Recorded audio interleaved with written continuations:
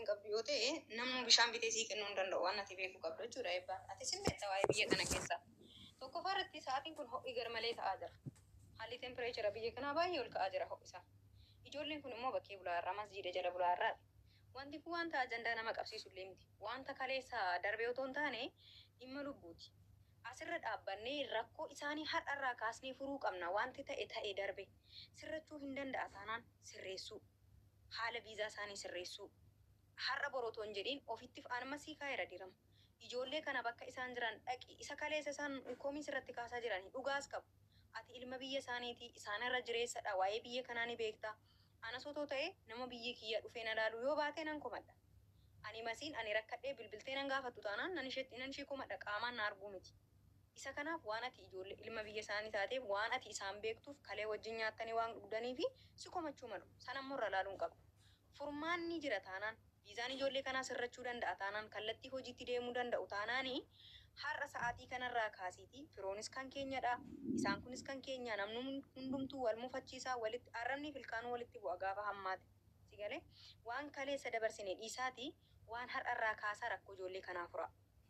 Ati seebbaa akka ilma Oromoo tokkotti akka ilma Wallaggaatitti dhaabadhu yaadiiti rakkoo ijoollee kanaa gara furamutti deebi. Akka ilmaan qe'ee tokkotti wal ilaalaati. Yoo akka ilmaan qe'ee tokkotti immoo wal ilaaluudhaaf baattan akka ijoollee Oromoo akka ilma dhiiraatti wal ilaala. Ilmi dhiiraa gaafa rakkatu gaafa cakkanu malee miidiyaatti bahee himatu. Dhiirri baay'ee rakkina himachuu hin jaallatu du'ee baduu filata malee.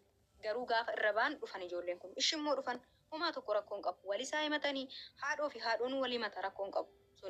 Kanaaf rakkoo ijoollee kanaaf furmaata keenyu irratti xiyyeeffadha. Eebbaallee gadi hin darbatiina. Oduu atataa biraallee akkasidhaa walitti hin kaasina. Madaa darbee walitti kaasuu otoo hin taane rakkoo ijoollee kanarra ga'e oliidhaaf waraqanni isaa akka sirratuuf firoos oliis mucaasa kanas walitti fiddee sirreessuu hin dandeessa. Itti gaafatamummaa hin fudhatta. Itti fudhatteef immoo sirreessuuf hin dandeessa. Ijoolleen kun otoo qaraamaa keessan galiin bakka qabsiisuu ni dandeessa. Har'a shaarjaa jirtanii wal bira jirtu.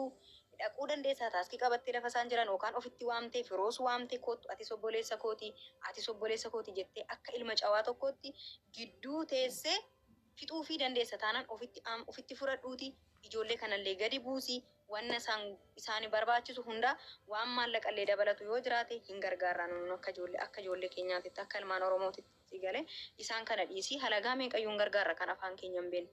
Kanaaf eebbaan waan furmaata ta'u qobaarratti haasa'i malee madaa kaleessaa walitti hin kaasina. Wanti ta'e darbeera bakka bishaan darbee hin waraaban kan dhufu waraabbatu. Kanadha yaadni koo. Boonii galatoomi. Ani waan baay'ee haasa'uun barbaadu garuu waama xiqqoo naasaa. Tokkoffaa irratti olii fi mucaan inni bira jirtu kun jechuudha. Dhuguma utuu akka mucaa biyya kee ta'e beekta ta'e dhuguma utuu rakkoo keessa jiraachuun kee beekta ta'e akka mucaan biyya kee ta'e beekta ta'e garaan keetuu mucaa biyyummaaf akkan sirraa qabu beekta ta'e firoo duukaa kan galu beekta maalatti ni manne ati rakkoo keefte. Rakkoo kee koo ani koo manfasii miti maani rakkoo keessa akka jirtu hin beeku jireenya mataa koo nan jiraadha. Eddeeti oolte bulte moo hin beeku ani. Si galee wal dhabdee keessan immoo dhiyoon dhagaye. Maaf dhuftee firoon akkas na gochaa jira. Firoo waan akkasii nurratti raawwachaa jira. Eebboo maal ta'eeti ati nuu gaafadhu furmaata nuu go'ettanii akka obbolummaatti natti himattanii ansin didee nan beektanii sin. Mana keessa jiru bulaa turtan beesin. Eenyu adda nuti ijoollee biyyaa finnee nama tokkitti mana keenya finnee duukaa bullee hin beeknu mana jaazaa kannaan. Siniin garuu kabaja siniif qabnuuf jecha siree keenya irraa sinii buune lafa soofarra rafaa turre. Gaafa namni dhugaa dubbatu firoo fan dubbadhaan firoon bakka na bu'a moonaan firoon mataa isaaf hojjetaani mataa kiyyaaf an hojjedha. Deebiin jira eebbaa waa tokko dubbatu. Masi nanaasaa kanaan booda wanti walii dhiyeessan jiru eebbasi. Amma ni haasaa na xumursiisa. Afaan namatti hin qabina haasa'u bakka dhiisa waan furmaata maal haasaa booni ijoollee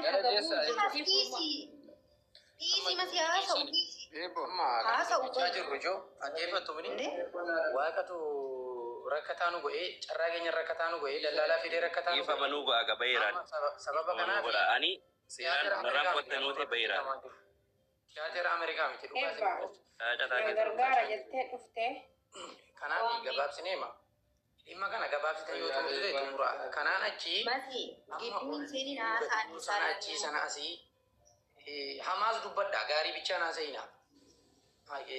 Elaa na dhaggeeffadhu olii elaa na dhaggeeffadhu walitti tuttuquu dhiisaati yaada furmaata irratti namni tokko gidduun dubbatiin olii fi eebbaa walitti haasaanii yaada furmaata ta'u kaadhaa darba waan isin gargaaruu dandeenyu immoo kunuun itti teenye akka nama dhaggeeffatu tokkotti isin dhaggeeffanne waan furmaata isin irratti walii galtanii tarkaanfii isin fudhannaa waliin haasaa isin lamaan.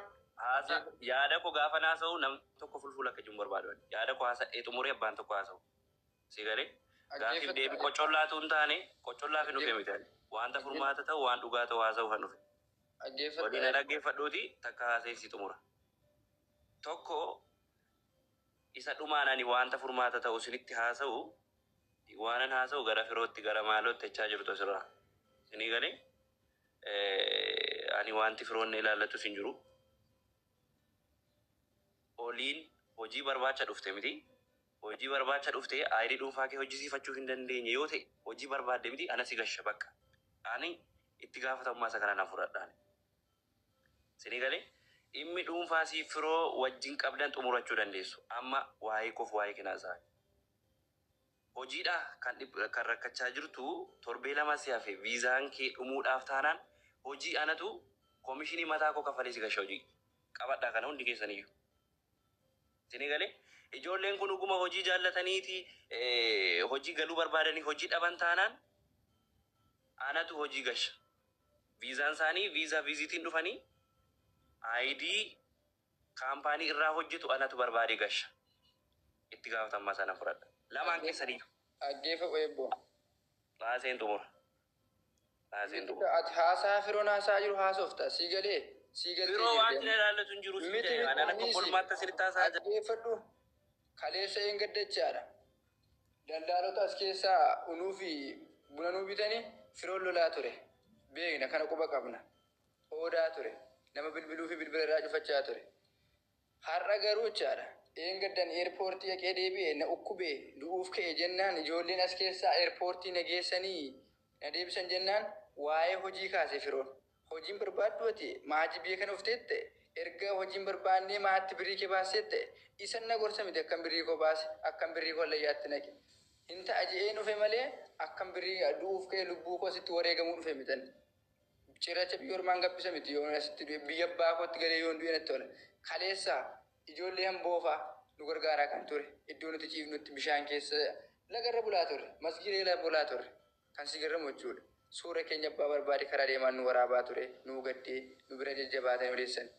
Firoon amma yaada tamma haasofti muluun jechaadha. Hojii barbaaddu yeroo jetti kanatti keessatti yaada firoon har'a nutti haasa'aa jirudha kaleessa nutti haasa'udha jechaadha. Kanaafiyyuu galatoomi hojii isin barbaanna. Barbaacha ufneetus lubbuu keenya dhabne asitti dhabuu barbaanne galatoomiin siin jedha yaada kee keessatti fixeera. Masi nagaan siniif haa ta'u takka sarraa waa xiqqoo naalaattu jiran as naggeeffachaa ture baay'ee.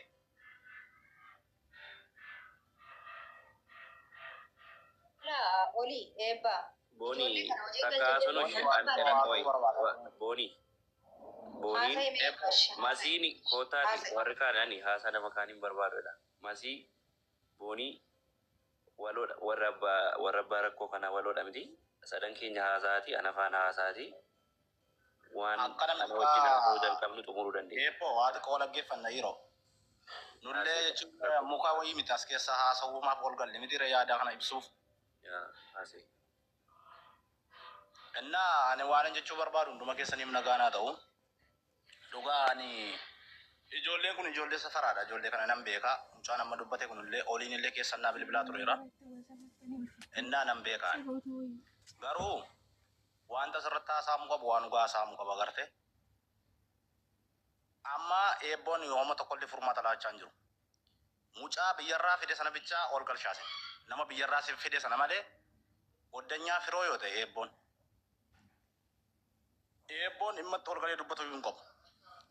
Garuu akka nama tokkootti akka Oromoo tokkootti akka saba tokkootti yoo nan gargaara jetta yoo ta'e okey rakkoon qabu gargaari. Garuu daldala biyyarraa sana fide ijoollee kana eenyullee biyyarraa ijoollee dalagaa hin galchinaa hin dhufa eenyu hin fida hin beekna kana. akkaataa seera biyya kanaa akkaataa deemsa biyya kanaa. Garuu daldalaan biyyarraa fide sun koomishinii mataa isaa ijoolleen koomishinii kaffalatanii dhimmatti seenan hin qaban. Dalagaa argite daldala biyyarraa fide sana viizaa isaan irra appilaayi godhee koomishinii kaffalamuu qabu kaffalee dalagaa bakka kamiyyuu soqee barbaadee galchuu qaba. Edda kana ofirraa fixate garuu ijoolleen lakki nuyi dalagaa dadhabne jedhu yoo ta'e firii viizaa ID ofii keenya jijjiirrachuu barbaanna yoo jedhan rakkoo hin qabu. Isa kana birrii hin qabu yoo ta'e hin jijjiirratu. Garuu daldalaan biyyarraa fide kun ijoollee gaafa biyyarraa fide dalagaan si galcha jedhee fide moo bakkeetti si gata jedhee fide. Kanaaf firoo eebbooni yaada taasaa jirtu yaada goddanyummaa yaada firummaa yaada man tokko keessa galtanis sin beeku tarii na beeka ta'uu danda'a tarii si beeka ta'uu danda'a garuu dhugaa jirtu sitti hima. Har'a birriin tokko birriin 500 birrii 1000 birrii 1000 meeqa namarraa fudhatanii 1000 sun hin fayyadu agartee Oromummaa hunda dursa. Mucaa kana olii jechuun immoo nama eessatti illee kabaja qabu. Mucaan kun nama kaleessa hin gaddaa waan hedduu keessa darbeerudha. Mucaan amma viidiyoo anaasaa ture kunillee ijoollee safaraadha hundi keenya. Anillee mucaa shaambuudha. Innaa kanaafi anillee ijoollee kana akka nama tokkotti waan amma dubbatte kana ani mataasaa dalagaa galchuu hin danda'a ijoollee kana. Bakkummaa fudhee garuu daldala biyyarraa fide sana qarshii ijoollee kana viizaa ijoollee kana irraati appilaayi nan godhaa.